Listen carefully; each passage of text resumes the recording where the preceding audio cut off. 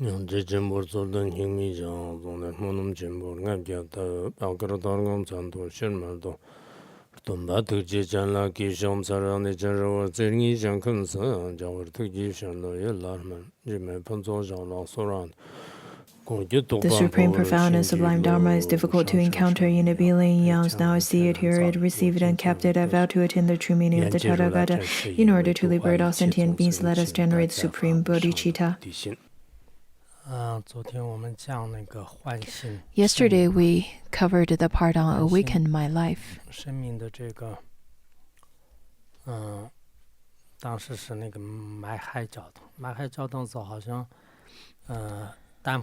Which happened back at Church Mile High.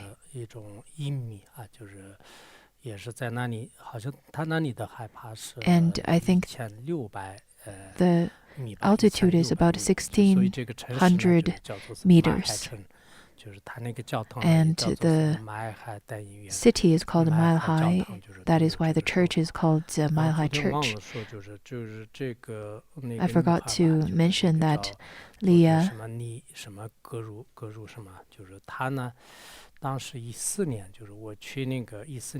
back in 2014, on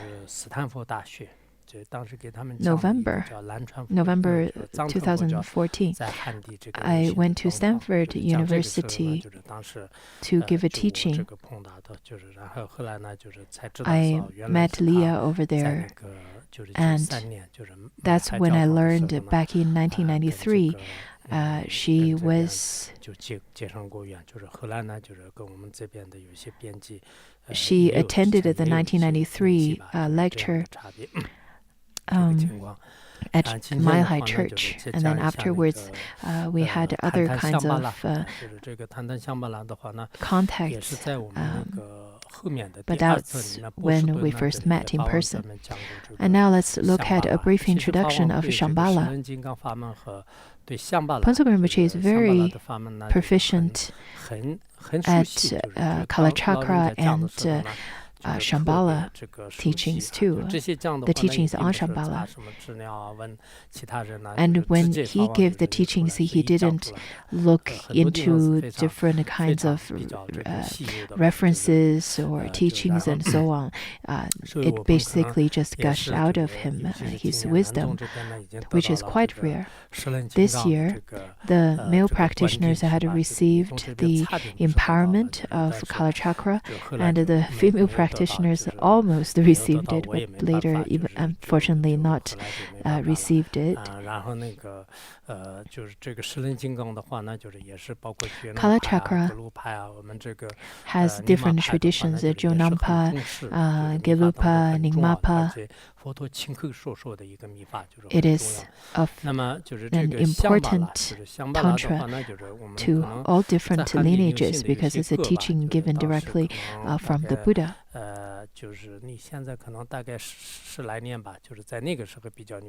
There was a song that's rather quite popular about over a decade ago where in the lyric it says that Shambhala is not too far away. People usually would say that Shambhala is such a mystic and very interesting sacred land. So let's look at a brief introduction of Shambhala. On June 28th, His Holiness Jigme Phuntsog Rinpoche returned to Karma Zone to deliver additional teachings. Trungpa Rinpoche not only formed Shambhala Center, Shambhala Center is also Shambhala Army. Some very special forms of Shambhala. Phuntsog Rinpoche, in his talk, explained the history and origin of the kingdom of Shambhala, as well as the auspicious connection between Shambhala and the Vajradhatu community. He said that I came all the way from the Snow Land of Tibet to the U.S. I found myself now in the place that can be called the second land of Shambhala, which is the then name of Vajradhatu Shambhala Center. In fact, the actual kingdom of Shambhala is one of the 5 great sacred places according to the Buddhist doctrines. The 5 sacred places are: first one is Bodh Gaya, the sacred place located at the center of this world, where all Buddhas of the 3 times will attain full awakening. Second one is Mount Wutai, the 5-peaked mountain in China, the sacred place of East, where Lord Manjushri now dwells. And then third one, Mount Potala, the sacred place of the south, where noble Avalokiteshvara actually resides. And the fourth one is copper-colored mountain of Oddiyana, the sacred place of the west, the Land of Dakinis, where Guru Padmasambhava resides. And fifth is Shambhala, the sacred place of the north. Where is Shambhala then? It is located in a place that requires an individual who wishes to arrive there to travel for 12 years, and they must possess powers to travel anywhere at will.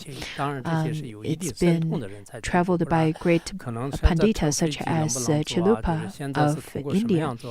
Not so sure how people could get there.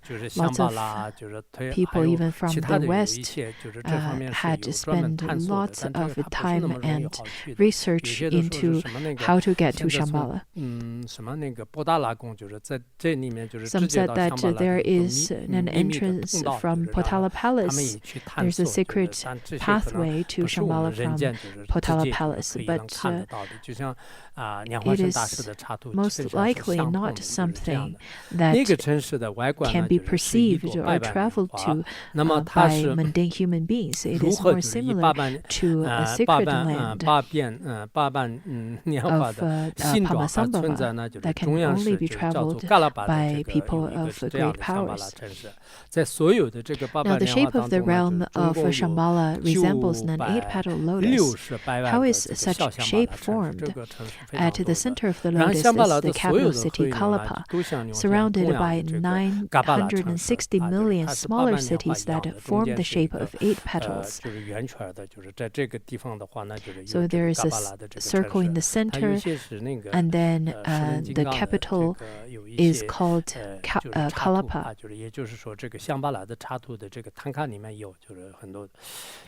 Whenever you look at the tanka of Shambhala, you can see those. All rivers of the kingdom wind their ways through the land and flow into the river of the capital city Kalapa. In the next teaching of the kingdom of Shambhala, Pontsukri Rinpoche give even more explicit details. Shambhala will be ruled by a line of 32 kings consisting of 7 Dharma Rajas. In lots of the Qing Dynasty paintings and the tankas, you can see them. And even in the Forbidden City, you can see them in display. And 25 Kalkin kings, that is known as the Rigdons, with Kalkin means holders of the castes. The first of the 7 Dharma Rajas of Shambhala was King Shuchandra. He was with one of the first groups of disciples who received the Kalachakra teachings from Buddha Shakyamuni that took place at the great stupa of Sri Danyakataka in the southern India, not long before Buddha's passing into parinirvana. King Chandra compiled the Kalachakra teachings, and that was retained in his memory in a textual form of 12,000 verses, well known as the excellent root Kalachakra Tantra, or the Sri Kalachakra in Sanskrit. Nowadays, there are people who proud themselves by saying that I can recite 37 stanzas of the Bodhisattva, or the 8 verses of training the mind. So compared to 12,000 verses, it's really nothing. Dawa Sangpo and his succeeding kings held this root tantra and taught it to the inhabitants of Shambhala during their reigns. During the reigns of the 7 Dharma Rajas, the inhabitants of Shambhala were subject to the caste system. Just like in the ancient India, they were classified into 4 principal castes: Brahmins and Kshatriyas, Yashayas, and the Shudras.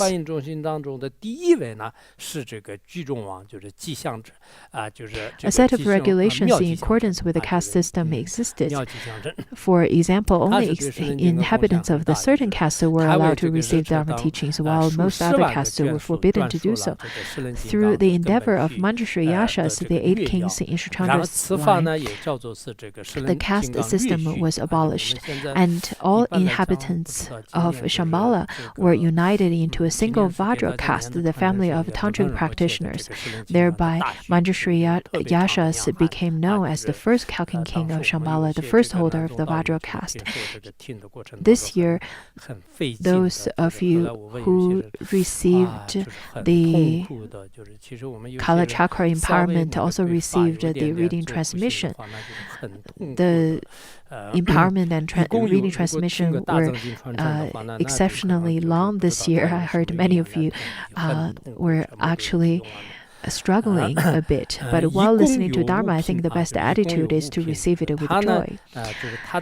He composed the abridged Kala Chakra Tantra in 5 chapters, a condensed and simplified version of the root Kala Chakra Tantra, and taught it to hundreds of thousands of people, including the followers of Malka religion. Which worship the sun. In his kingdom, his son and royal heir, Pandarika, wrote a commentary on it entitled The Stainless Light.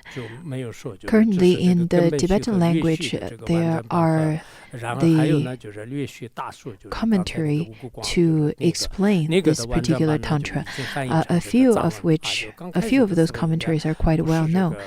Now, in terms of the stainless light, it's been translated into Tibetan language, but it's not directly translated. Some of the history said that it's been translated from the Shambhala language into Tibetan language. The root Kala Chakra Tantra, the abridged Kala Chakra Tantra, and the great commentary Stainless Light were propagated and flourished in India. In terms of Tibetan translation of Kala Chakra teaching, the root Tantra, the abridged Tantra, and the Stainless Light were all translated into Tibetan. In 1020, in the year 1027, the abridged Tantra appeared in India, and the Kala Chakra teachings were first brought to Tibet. And that year was the name of the year Rabjung. Rabjung literally meaning the supreme one who goes forth in Tibetan, has a connotation of the appearance of the Dharma.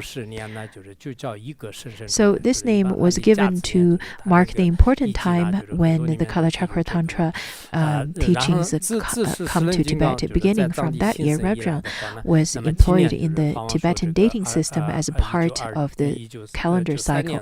A Tibetan year following Rabjung is properly identified by 3 parts, the first 2 being the animal and the elephant, corresponding roughly to the similar identifier used the Chinese calendar, and then the third part being the Rabjung. A Rabjung is a 60-year cycle, and the first Rabjung was in 1027. The year 1993 was the 7th year of the 17th Rabjung cycle since the year when Kala Chakra was brought to Tibet. There are about 23 years left in the 17th Rabjung cycle. Not many of us will be able to see the 17th Rabjung cycle. For all the Dhamma-rajas and the Khalkhin kings, when one ruler's reign comes to an end, his successor immediately ascends to the throne. Each Khalkhin king reigns over Shambhala for 100 years, during which they would teach the Kala Chakra teachings and transmit the lineage to the inhabitants of the 960 million cities of Shambhala. Samudra Vijaya and Aja were the 2 exceptions, as the total reign of those 2 kings was 403 years, during which Samudra Vijaya taught the Dharma for 182 years and Aja 221 years.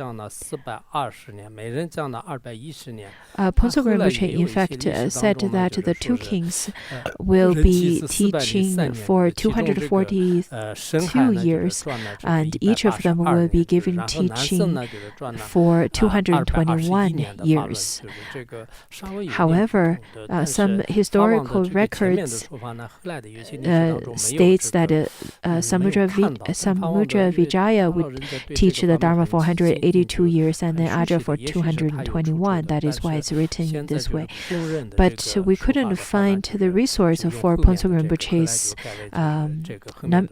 the numbers of years that Ponso Rinpoche stated back then. I'm sure he's very proficient in this, but we just had to change it in such a way because we couldn't find any source of information to support that number. Who is the present Khalkhin king in Shambhala? It is the 21st Khalkhin king, Aniruddha, and this year is the 67th year of his reign. After him, the 22nd king, Narasingha, the 23rd king is Mahashvara, and the 24th king is Anatta Vijaya. 25th is Khalkhin king. The last Khalkhin king of Shambhala kingdom is Rudra Chakring. It is said that Mipa Rinpoche is the minister of this particular king, whose name also means wrathful will holder. By the time he assumes the throne, the Dharma will have declined in this world, and the name of the Dharma can hardly be heard by people. Even worse, among the outer cities and inner capital city of Shambhala that are encircled by snow mountains, all the outside cities will have been conquered by armies of barbarians. When they are about to invade the inner city, Khalkhin king Rudra Chakring will appear to be furious. Fully armed, he will ride on his stone war horse, through miraculous power wield his iron wheel in the air, proceed to enter the 3 out of the 4 continents, that is Jambudvipa, Paragodinia, and Parvadiviha, in a clockwise direction to fight against the armies of barbarians. After 1 year of the battle, he will annihilate the armies of barbarians and hoist the victory banner of Buddha Dharma on the 4 continents. He will rule the kingdom for 100 years, and his 2 sons, Brahma and Srishvara, will be the principal cause for the Kala Chakra teachings to thrive and prosper for as long as thousands of years without any signs of decline. This is the brief introduction of the origin and story of Shambhala. It is believed that your root Lama, that is Trungpa Rinpoche, is the future Khalkhin king, Rudra Chakring. They kept on saying that Trungpa Rinpoche is the future king of Shambhala. There are different descriptions. In his life, Rinpoche did create many auspicious conditions in this regard. For instance, he assumed the uniform of a military officer and arranged many guards by his side.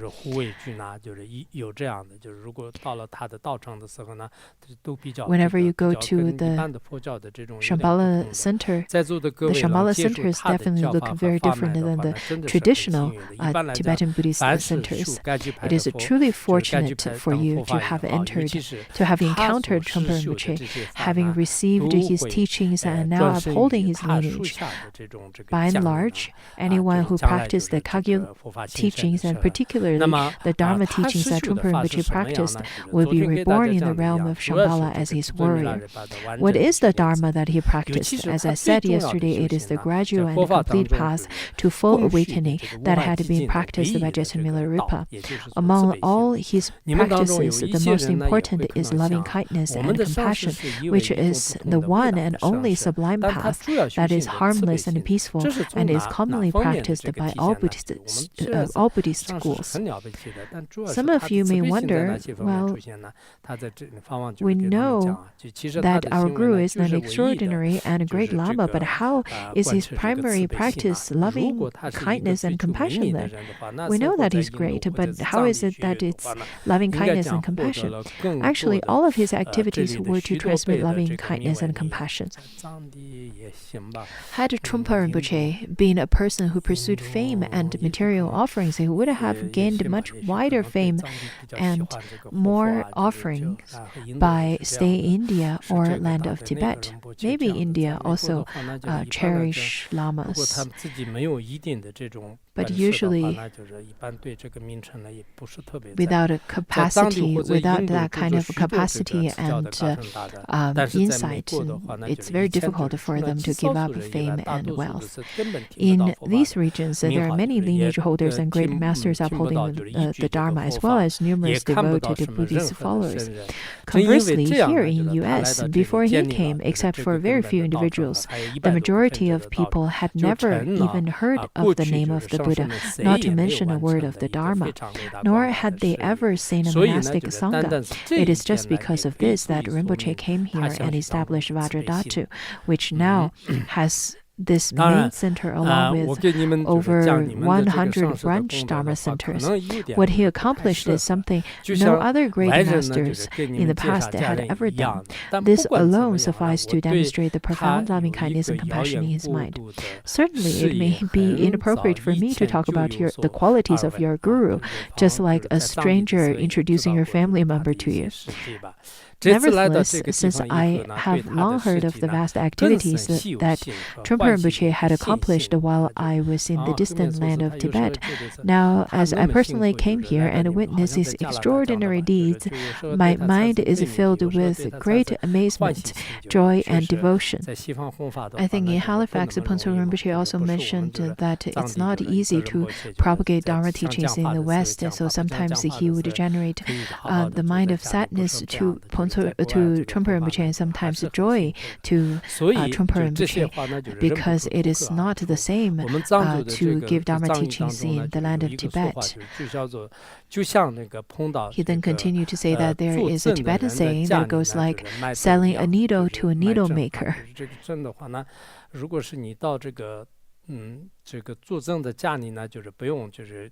If you were to